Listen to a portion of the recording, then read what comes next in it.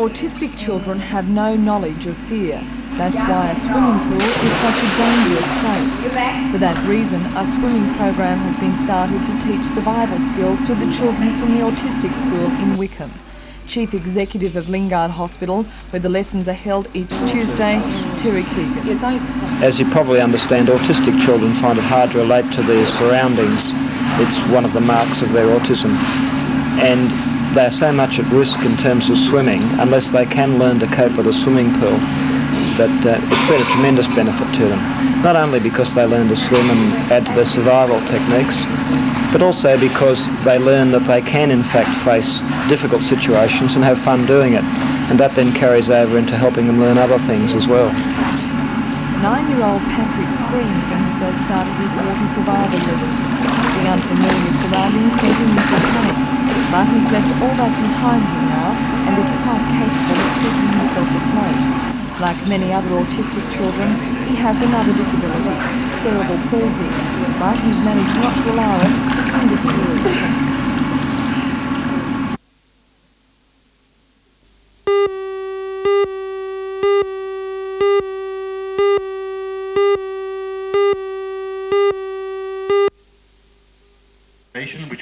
Even though the appeal to save Dalwood House has been underway on a state and federal level for more than a year, the function at Tattersalls was an important step towards ensuring the homestead's restoration. General Manager of Wyndham Estate, Digby Matheson, launched the fundraising appeal in the Hunter by thanking the 50 local patrons who have each contributed $100. Dalwood House was built in 1837 by the vineyard's founder George Wyndham, near to the present vineyard. It is considered possibly the finest example in Australia of Greek Revival architecture. As well as being one of the cradles of Australia's wine industry, Dalwood was the home of the nation's first Hereford cattle herd.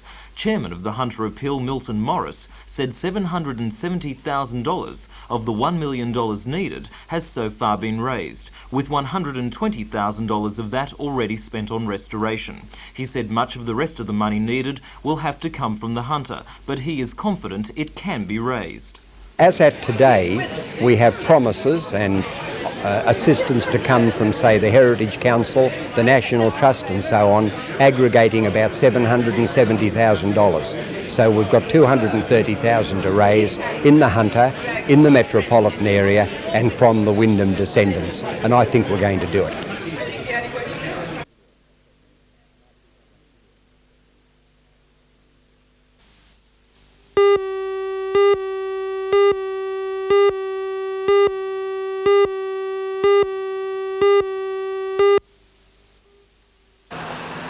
Most people's first experience with the court is through the family court, and this is the area that Newcastle solicitor Lorne Massey has decided to focus on. Mr Massey, who says that this service is provided overseas, has completed a course in mediation in Canada.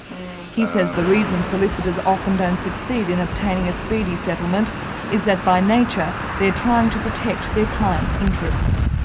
I think it'll help anyone who's got a dispute, a problem.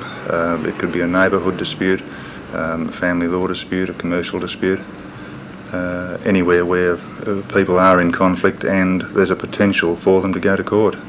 How can you help them?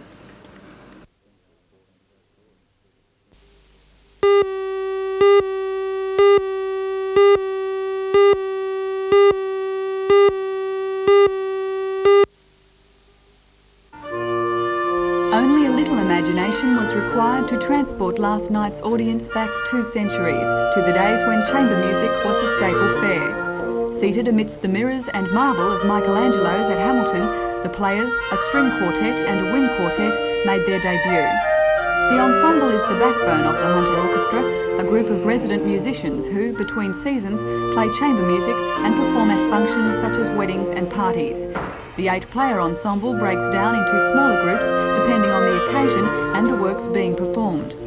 For their first public appearance, the ensemble chose a varied program ranging from the familiar strains of Mozart, Handel and Beethoven to works by the Spanish composer Arriaga.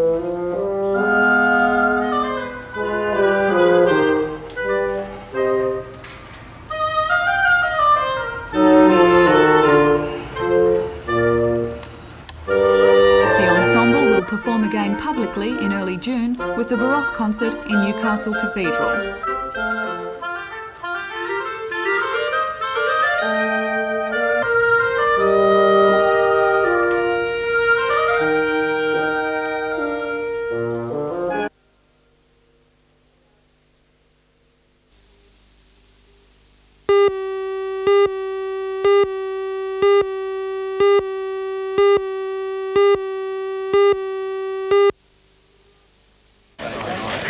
Williamtown-based Blue Territory suffered yet another enemy attack this afternoon. The incoming United States Air Force Phantoms were picked up on radar and Mirages took to the sky to intercept. Through a network of radar facilities, air movements can be monitored up to 400 kilometres from Williamtown. However, a little has to be left to the imagination, as the enemy aircraft, the Phantoms, are also based at Williamtown. Orange forces have claimed 5 Blue aircraft destroyed. However, Blue base has not yet confirmed this. Blue forces are claiming 6 aircraft destroyed by Rapier missile action, along with an F-111 which happened overhead on a reconnaissance mission and developed problems, and its 2 pilots. Could have been a fake emergency, so we took no chances. Once we established that it was a real emergency, we let them out. But in the meantime, we confiscated their film and their maps, and we found some targets around our area, so it proved a bit of a boon to us. Heading the Orange Force in the area at the moment is Trevor Broadmeadow, who was a base in South Korea. It's his first visit to Australia, and he says the experience gained in such exercises is invaluable.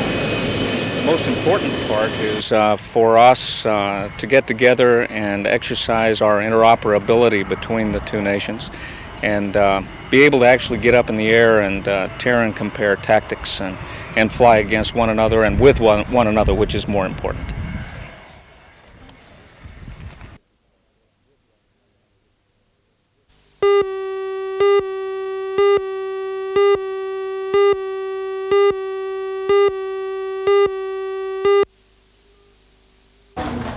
The clinic is designed to help people who find they have problems with their eyesight, which can no longer be helped by conventional glasses. At the official launching of the clinic today, the Lions New South Wales ACT Save Sight Foundation gave a cheque to the society for over $35,000. The cheque, presented by the chairman of the foundation, Ted Wilson, will pay 3 staff salaries for 12 months and also equip the clinic. A number of other Royal Blind Society auxiliaries have also donated equipment. In opening the clinic, the state member for Charlestown, Richard Face, said that many did not realise there were varying degrees of vision impairment and that each of those degrees needs specialised testing and help. The clinic, he said, would provide that help. And I have much pleasure in declaring this particular low vision centre open. Administrator of the clinic, Sue Harris, said there'd been a need in the region for a low vision clinic for some time. We have had a mobile clinic operating from here since 1983, and we've found that we've had call for that to be used at least once each month for a full week, and we've probably had about 400 referrals for that clinic in the 3 years that it's been operating.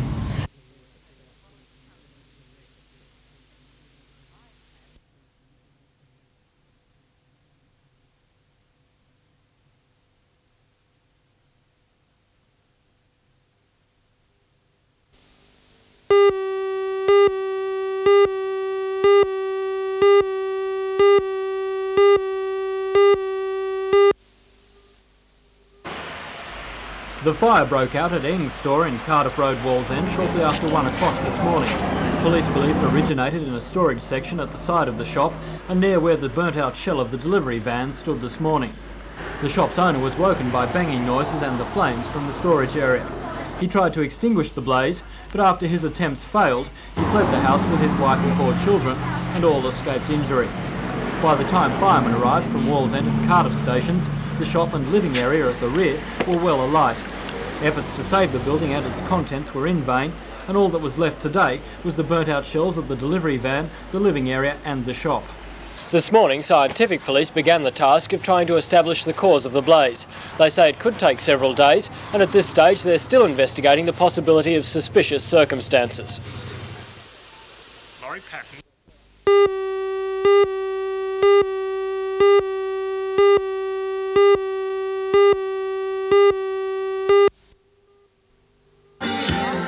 Ominous rain clouds over the central coast did not deter the music lovers, drawn by the impressive lineup of talent. Top Sydney bands House and the Venetians, Melbourne's Pseudo Echo, Boom Crash Opera and Hunters and Collectors, and the Brisbane band The Saints proved popular draw cards. 4 of the bands had songs in the top 40, and from the audience reaction, it's easy to see why. So much for love, it's time to follow and change. So much for love.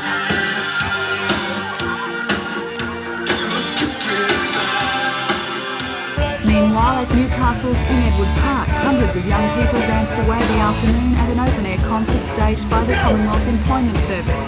The CES wants to increase public awareness of its youth access service, a new scheme within some CES job centres that provides information and advice to young people. The concert featured local performers Marguerite Ashford, Vegemite Reggae, The Ship of Fools and DB8.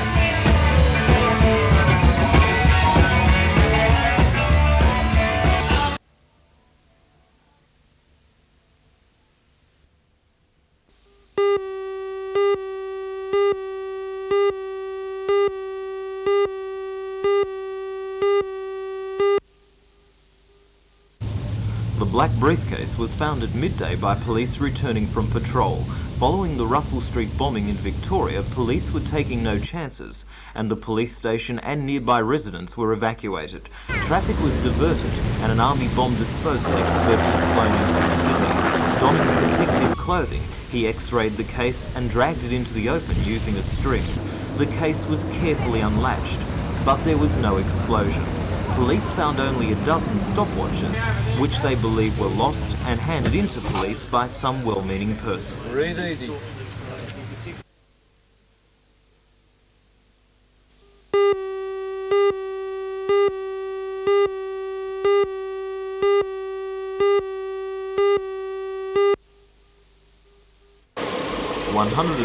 People packed the Heritage Wine Train Express yesterday morning when it left Broadmeadow, bound for Maitland and Muswellbrook. The heritage lovers travelled in original box carriages brought from Sydney for the occasion and then took double-decker buses, first to the Rosemount Estate for wine tasting and then to the Hordens Wybong Estate. The estate laid on a convict-style lunch of damper, local wines and billy tea. At Upper Wybong Vineyard today. Just what we need.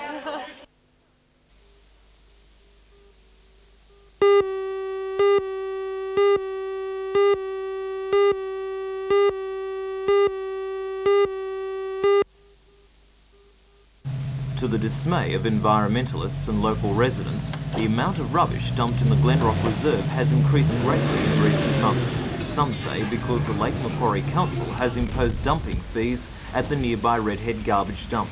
The Newcastle Lions Club yesterday took the bit between its teeth and attempted to restore the area's natural balance. The state government has announced its intention to gazette Glenrock as a state recreation area, but until it receives that protection, the battle is on to save its natural beauty from abuse.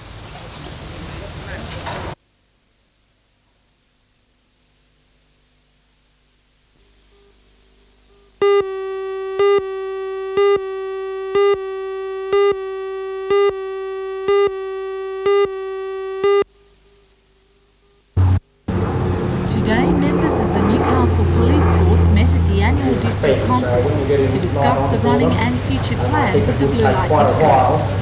Supervised under the watchful eye of off-duty police and local citizens, it's an idea that was taken from Melbourne where they've been running successfully for the past 10 years. All profit from the nights going to youth charities and organisations.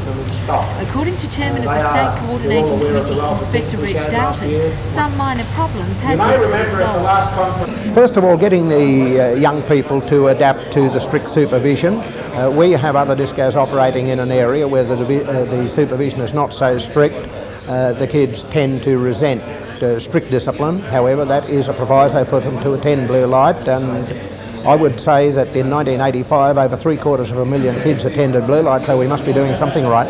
And so how does the future look for the running of the discos? Are they going to be an ongoing thing? Yes, they are a continuing thing. Victoria is celebrating their 10th anniversary of blue light this year, and I can't see any reason why it won't continue on in New South Wales for 10 years.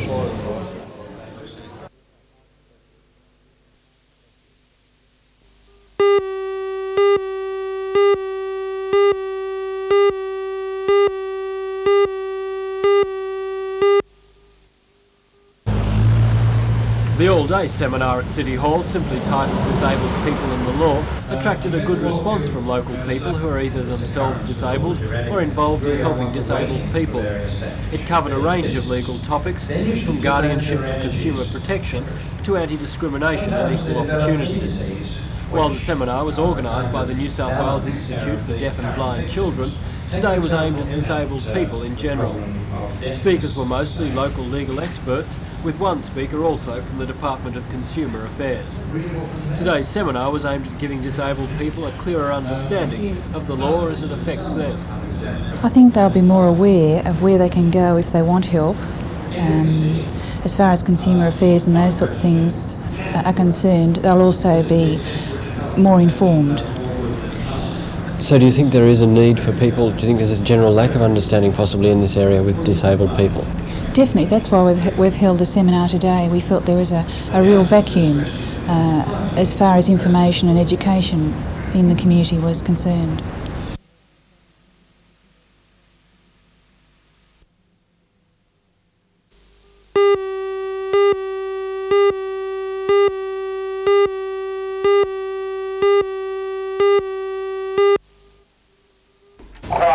It was a fitting tribute to a young boy who followed his school motto, honour before honours. At a special assembly, 11-year-old Daniel Murray was presented with a new BMX pushbike as a reward for his honesty in handing in the contents of a bag he found in the school grounds on Monday. A burglary of the Hamilton Bowling Club last Friday resulted in a large amount of cash being stolen. Police finally arrested a suspect, but most of the money, in fact more than $1,700, was still missing, and that's where young Daniel came in. Well, I was playing soccer with my friends and Tomo picked up the bag and chucked it over near a tree, and I picked it up and I opened it up to have a look what was inside, and I seen a $5 note and a couple of $2 notes, and I took it to the teacher. There was a lot of money, a lot more than you thought was in there. Did you ever think about keeping it? No. Do you feel like a real little hero? Yes. Daniel says that if any other girls and boys find something that doesn't belong to them, they should always hand it in. You never know, you may be as lucky as Daniel was.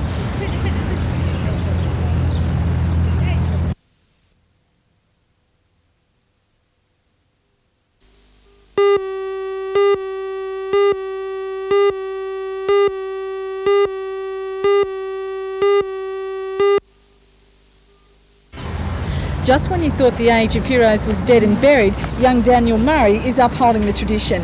Today he was rewarded for handing in more than $1,700 with a new BMX bike. Join Ray Deneen and Anna Manzoni for all the news tonight at 6.